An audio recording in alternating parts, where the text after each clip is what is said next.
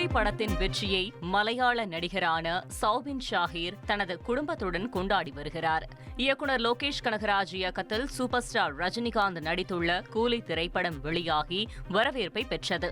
இந்த படத்தில் ரஜினிகாந்திற்கு பிறகு அதிகம் பேசப்பட்டது மலையாள நடிகரான சௌபின் ஷாஹீரது நடிப்பு மற்றும் டான்ஸை பற்றிதான். தமிழ் சினிமாவில் சிறந்த நடிகர் என்று தனி முத்திரை பதித்துள்ள சௌபின் ஷாஹீர் கூலி படத்தின் வெற்றியை தனது மனைவி மற்றும் மகளுடன் திருவனந்தபுரத்தில் உள்ள ஒரு ரெசார்ட்டில் கொண்டாடி வருகிறார்.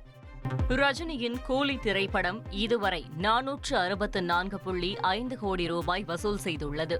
இயக்குனர் லோகேஷ் கனகராஜ் இயக்கத்தில் ரஜினிகாந்த், அமீர்கான், நாகார்ஜுனா, உபேந்திரா, சௌபின் ஷாஹீர் உள்ளிட்ட பல நட்சத்திரங்கள் நடித்திருந்த கூலி திரைப்படம் ஆகஸ்ட் 14ஆம் தேதி வெளியானது.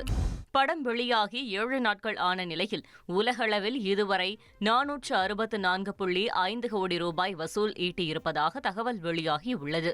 இந்தியாவை விட வெளிநாடுகளில் கூலி வசூல் அதிக அளவில் வந்திருப்பதாக கூறப்படுகிறது. சினிமா உலகை ஃப்ரேம் பை ஃப்ரேம் படம் பிடித்து காட்டும் தந்தி சினிமா சேனலை இப்போவே சப்ஸ்கிரைப் பண்ணுங்க.